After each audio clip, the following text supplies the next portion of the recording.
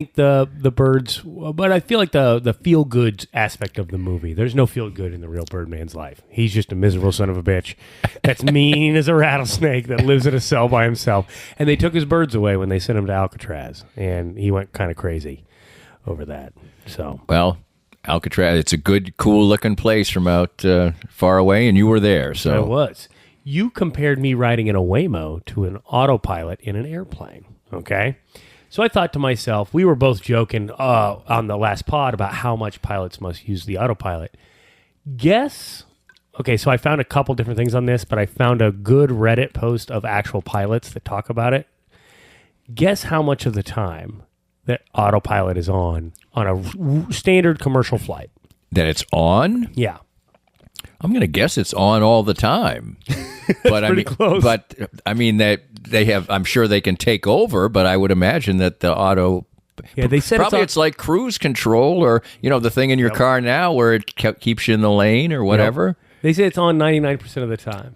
They said for most of the pilots out there, they take off, and some of them, when they get to as little as like a couple hundred feet, will turn the autopilot on, and they're done. Now, some of them will get to cruising altitude before they turn it on. And then the autopilot even controls the plane during its descent. Okay? So... they're there for emergencies. Yes, pretty much. Right. Most pilots are actually hand flying for only about 10 minutes or so. So like landing and taking off is basically about all they're doing. It's kind of surprising that, maybe... I assume the auto thing could land the plane, like if everybody died. You think? I don't know. Maybe not. Otherwise, maybe they'd have them do it. I don't know. That's maybe another fact check. I would feel safer if a robot could land the plane for me. You'd feel safer with a robot. I would, for sure. So you're a man of technology. Most people would not feel. I know, but just robots are better at everything, man. Okay, so I can think of one thing they're not better at. Oh, okay. You want to elaborate on that? No. They'll probably come up with a robot who's real good. Probably will. I think they probably will. It'll probably be over a couple of talks brewing company Year of the Dragons when somebody comes up with that idea. Okay. Now I have one final fact here for you, okay? But it's robust. This is about lobsters, okay? We've talked about lobsters for a couple of weeks now. I said, you know what? I'm just going to do an opus on lobsters here, okay? So, wow. The outside of a lobster's body was an exoskeleton, and I was correct. They don't have any bones. Okay. And let's see here. Okay, you said that they must have given the bad lobsters to the prisoners during colonial times. During colonial times, lobsters were regularly 4 feet long. That's how big they were because they had not been overfished. Because lobsters can live for like forever, like 100 years. Okay, so here's some more. So if you got a lobster and you had an aquarium at your house or whatever, and you left it in there, it would get big, really big. Yeah, and so that's why they make them. They make them when they fish lobsters. They make them throw the biggest ones back because they need the old ones, and then they clip them with this thing that says how old they are or whatever. And so they're trying, but there was just you get the idea when you read about it that there were just friggin' lobsters everywhere. Like, they were just everywhere. They were a pest. And so, like, like deer around here. Yeah, it just goes to show you when something's in abundance, people don't... They don't value it. They don't value it, right? And it doesn't matter.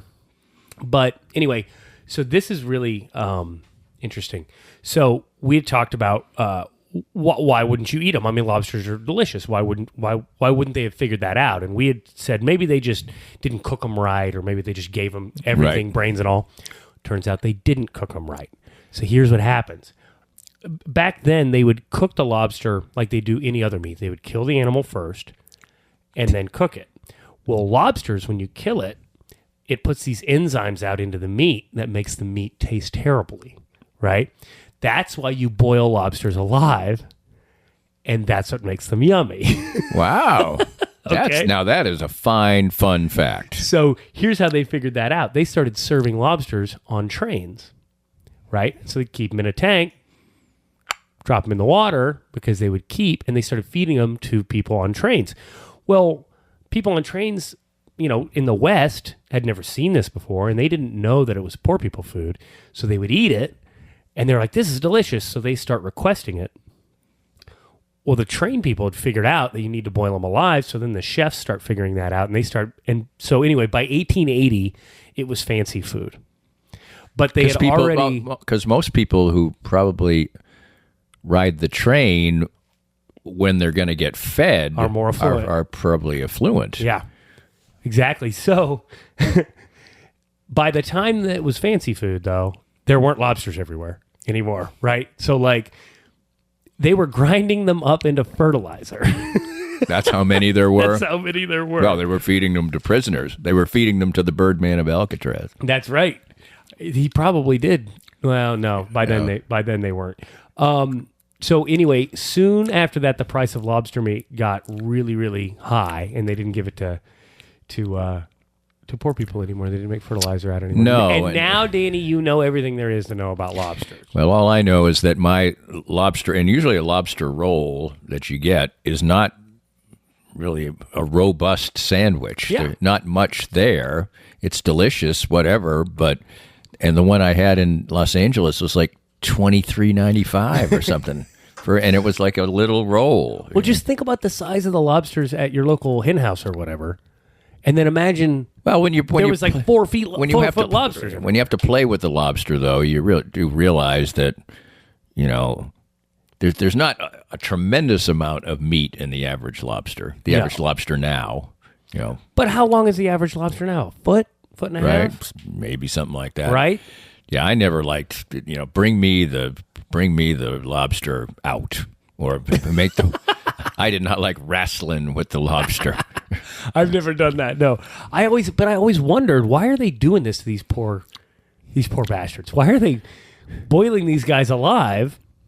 Yeah, because like I said, when we were kids, it was routine in the grocery store. There was a lobster. It was Massachusetts. There was a lobster tank, and when you're a kid, it was kind of creepy. I mean, Well, every Chinese restaurant as a kid had a lobster tank up front, and it's like, I think it was just for show, because who's buying lobster at the Hutchinson, Kansas Chinese buffet?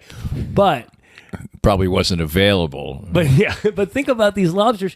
You don't take a whole pig and drop it into boiling water, right? I mean, no. You don't. And so it makes sense that they were like, well, we got to kill this thing first, and then we'll... Well, and it's probably the reverse. Like in a pig, you've got to cook it a lot to get the bacteria out. So it's not putting out. I mean, you're taking it away. But it made me think of, only the creative minds of people in this country would come up with the fake crab. Oh, yeah? Which is what most people eat. Crab with a K. Right. At the buffet or whatever, usually it's, they've either shaped it into the look of a crab or what that's put made the out little of? red, it's like whitefish or it's just fish, It's right? regular old fish. And people will eat that, and then they'll sit there with a straight face and tell you, I don't like fish. Right. For instance, I don't know how you could serve somebody swordfish. Just a nice swordfish, little butter, a little pepper. Yeah. It doesn't taste quote unquote fishy. Yep. But I like things that taste fishy. I do too. And also, let's face it, a lot of people say baby boomer age or whatever. What were they raised on? Canned fish. Fish sticks. Oh, fish sticks. Yeah. Which generally suck. Yes, fish sticks suck. I didn't think I liked fish really because of fish sticks, right? And then because also my grandpa would make this fish that was just terrible. He would catch it out of this dirty lake, and then it would, you know what I mean? Probably fishy. It was so fishy. I mean, overly He'd have fishy. a nice can of Schlitz and a fried fish. Yes. Yummy. You'd have some fried fish and a whiskey. Fine culinary. Baby. Fine culinary. Do you like your surroundings here, Joe? Yeah, you've got a... I think that if people could see your desk, they would get a peek at the inside of your brain. And it actually... my office is too small. That's really the problem. I mean... It makes me feel better because you've seen my desk a time or two, and it looks very similar to this. And also, there's a few things I need here, and there's a few things I've got no place to put. I mean, literally... You've got duct tape and packing tape. I do have duct tape and packing tape. I have new ink for my printer, which I don't know how to install. Every time I have to ask my wife to come up, and because by the next time she'll show me, she'll go, I'm going to show you this and you're going to do it. Well, by the time the ink runs out the next time, it's months down the road. And so then I forgot. What do you print? Are you printing out MapQuest directions? What's going on over here? I print, receipts, things you get, things you get to email of, bills and stuff like you that. Turn that to paper? Yeah, and I don't print a lot. I mean, if I have a little, whatever amount of paper fits in the printer, it's probably good for a couple you months. You have three things on the wall. I have, this is my wife's idea. I have a blank wall, which I would like to use. I actually have a couple of cool things up there that are frames that you can put album covers in. Oh. And I have some album covers. I have like 3 of them, and I want to put them over there, but too busy. That'll be too busy. Really? Yeah. Does she even come in here? Yeah, she does, and she doesn't like the way it's kept. But when it's pristine, I mean, we got a fancy ass dresser over here that's got fancy, china in it from her mom. It's very fancy. And this painting, have I told you about this painting before? I don't know. This painting is of a seascape or near the ocean in New England, and it is painted by my 6th grade teacher. Oh, really? And it was a gift from her, yes. One of the inspirations of my life, my 6th grade teacher, and that's her painting. And it holds a special place. Why is your 6th grade teacher one of your inspirations in your life? Oh, we've talked about this before. It's a whole chapter of my book. Yeah, it was something about her. Oh, she was a freedom. Giving you a shoulder rub or something. No. Well, I did have a crush on her, but the crush was as much based on the fact that she was a wonderful teacher. She was lovely. She was in her first year of teaching. She was only 22 years old, and I was 11 going on 12. Yeah. And it was the time, so she had a mini skirt on every day. Young teachers are always the best. And teachers. I was, but also she was very smart, and she had been a high caliber student, and she had also been a freedom rider. She did the March on Washington. She was at the I Have a Dream speech. Wow. And so she, I was the smartest kid in class, but I was also the class clown, so I used to get kept after school a lot, which I hated. You must have clapped the erasers, but she did with things you couldn't do now. She'd drive me home. Oh, really? After that, yeah, I painted her house, helped paint her house. Yeah, we became, and we still are in touch to this day. When did she send you that? It's about probably 15. We reconnected about. We kept in touch for a long time, and then we, sort of lost contact, and then we reconnected about 20 years ago, and she probably gave me that about 15 years ago. She still is alive, lovely old Jewish woman, and she was just great. I mean, she gave me extra projects to do. I wrote a paper about the Russian Revolution when I was in 6th grade. Oh, wow. When Robert Kennedy was assassinated, she allowed me to leave this classroom and go look at the coverage on television because she knew I was serious about that. Just you? Yeah, because none of the other kids really cared, and she knew I cared. Wow. So anyway, she's great. Mrs. Friedberg now. She was Miss Rubinwich at the time. Rubinwich. So anyway, I look up that painting fondly every time I'm in this office. Well, I'm listening to a podcast on the 36 Olympics. Right? Oh, that would be great. It's Malcolm Gladwell's really good. And I wanted to ask you, are you watching the Olympics? I am. I haven't gotten into the, regular sit down at night, watch a lot of events because I don't really care for gymnastics that much because all the background is too difficult. It's the there's a lot of bad stuff that's gone on and still goes on there.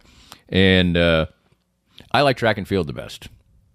Yeah. To me, I like swimming, but it's a little repetitive. So yes, I like the Olympics, but I don't care about the opening and closing ceremonies. I love track and field. I just can't. It does not intrigue me at all. Now there's soccer, which I'd like to, right. I haven't been really watching. It's just too much. So you don't know when anything's on. And I just, I don't understand watching people exercise. Like, I don't get it. Like you're But trying there's to a be lot the of- best at exercise. There's a lot of sports. Well, we're gonna end on this note for this segment and get a